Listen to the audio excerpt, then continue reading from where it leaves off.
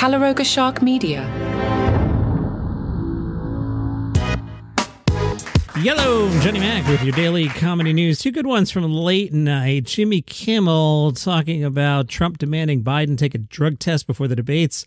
What are they going to do? Test him for sarsaparilla? Love it. Colbert, they really wanted to delay the debate, waiting for two old men to pee? Jon Stewart told a story about when his old talk show was canceled, not The Daily Show. Remember, he had one in New York. It was on Channel 11. Nobody watched it. Stewart said, "We were all very sad. And when your name is on it and they tell you to get out of the building, it's very hurtful." But David Letterman had some advice for the then up-and-comer. On the final show, Letterman said to me, "Don't confuse cancellation with failure." And I thought that was really interesting. And then in the commercial break, he said, "Although this is also a failure." Hey, Dave had a failed daytime talk show. I wish the clips of that would surface. I think I saw it once back in 1982. It must be somewhere. Somebody showed those.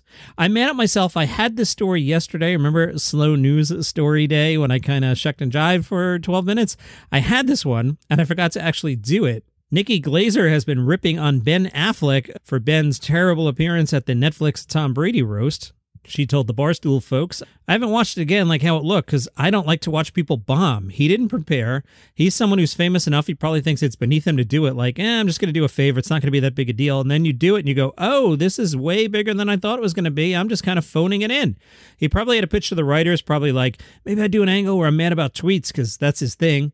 Affleck said live on stage, "I don't think I'll ever get this chance again. I'm probably never going to work again. Actually, after tonight, you guys out there talking crap all night behind your keyboard, that doesn't make you a fan. That makes you a B-word." Glaser said, "There were so many jokes that didn't get used that could have filled up an entire set of his that would have been amazing, but either they couldn't get him on the phone enough to work something out, or he didn't practice enough, or he just picked a bad premise, and then he had to stick to it the whole time.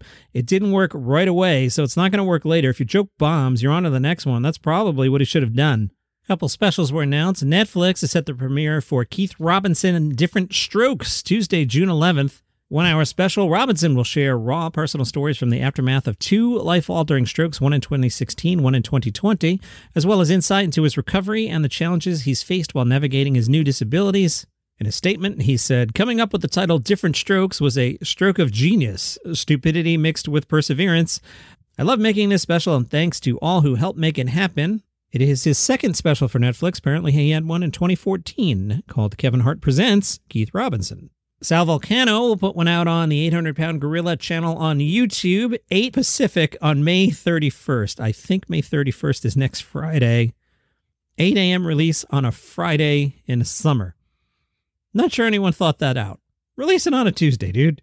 We are told it's unclear what he discusses in the special, a mystery, but it is said to offer a fresh perspective on his hysterical real-life experiences. Filmed at the Vic Theater in Chicago. Great theater. It's executive produced by Ari Shafir. That's cool.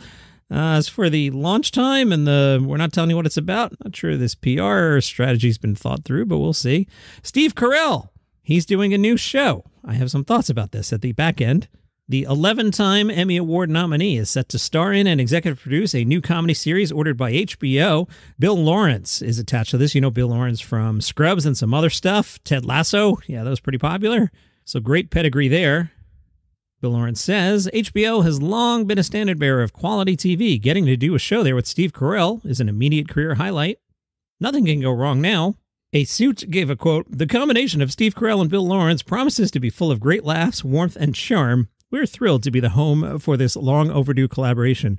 I was working on something here at the podcast company, and someone drafted a press release, and there was a placeholder quote attributed to me. And I'm like, I'm not, quote unquote, saying that. I will get destroyed in the media. So I crossed it out, and they gave me a couple days to come up with my own quote.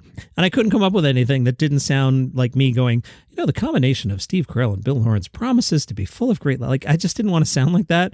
And you can't give a quippy quote in my normal style. Like, I can't say, John McDermott said, "Yeah, sounds cool." Like, you can't put that in a press release. So I just said, how about I'm not in the press release at all? So that's what we went with. Steve Carell, best known for being the lead in the Netflix comedy series Space Force. He also briefly appeared as Michael Scott in something called The Office. Hey, Steve, let me give you some advice here.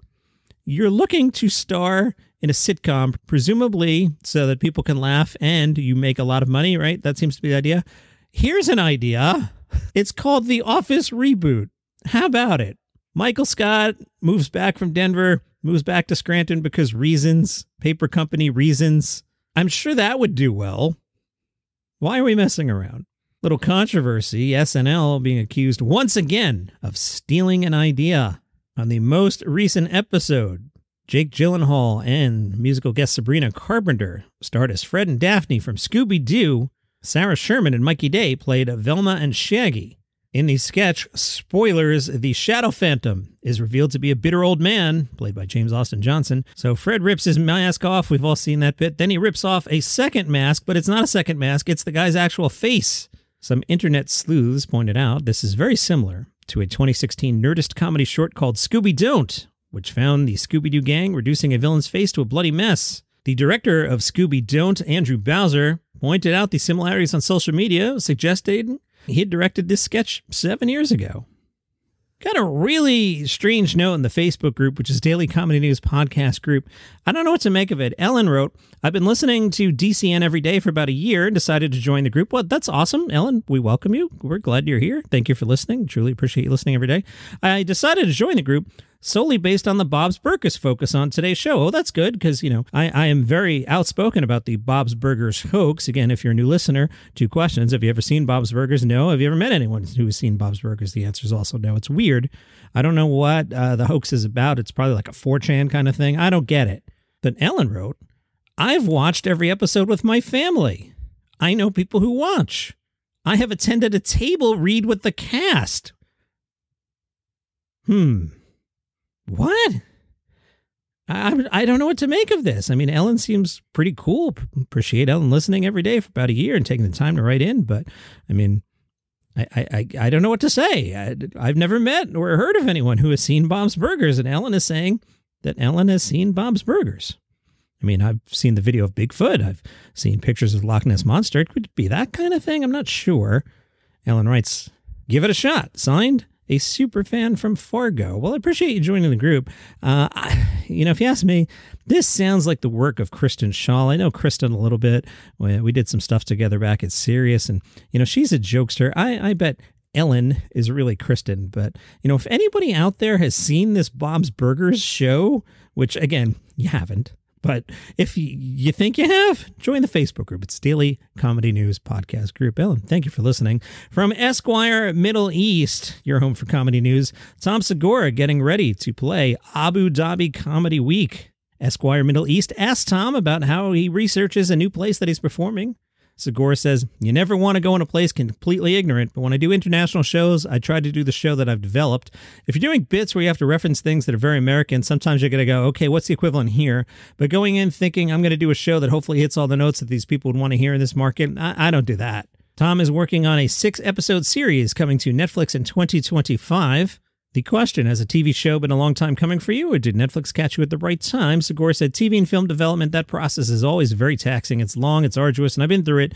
So I had this idea of shooting something I wanted to shoot, and I could have called an agent and set up a meeting. Instead, I was like, you know what? I want to go shoot this. The original idea is I'd put it out on our same pay-per-view platform that 69 Minutes aired on. When I was getting ready to air it on that platform, I showed it to my agents, and they said, you got to let more people see this. We showed it to Netflix, and then they acquired it. How much freedom does he have from Netflix? Segura says, so far it's been unreal. It remains to be seen, though. They haven't been given scripts yet, so I don't know what they're going to say when they actually read the scripts, but it's been a good process so far. If you're attending Abu Dhabi Comedy Week, Tom will be at the Etihad Arena on Saturday.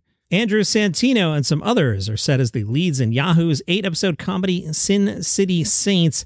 I like Santino as an actor a lot. He has great presence. Whatever that thing that was called that was not about the Comedy Store in L.A., and he played like the comic that was kind of making it. I thought he was great in that. Sin City Saints follows the triumphs, travails, and transgressions, alliteration, of Las Vegas's brand new pro basketball franchise, the Saints. Santino will play Jake Tullis, the Saints' unpredictable and charismatic owner who made his fortune as an internet disruptor in the field of big data. All right, I could see him in that role. That sounds good. But it's for Yahoo? Like, Yahoo's making shows again? I remember they did the last season of Community. Where's this going to air? On Yahoo? I don't get it. Claro Kane has a new comedy album out. It is called Everything I Know How to Do. It's on PGF Records. She jokes about leaving her job at SNL, open marriage, gender identity, OCD, induced mantras, talking to ghosts, and more. And that is your comedy news for today. I'm starting to see the news stripe. I'm starting to see the, hey, here's all the albums we're excited about this summer articles that you could have written in February. Starting to see those populate. So we'll see.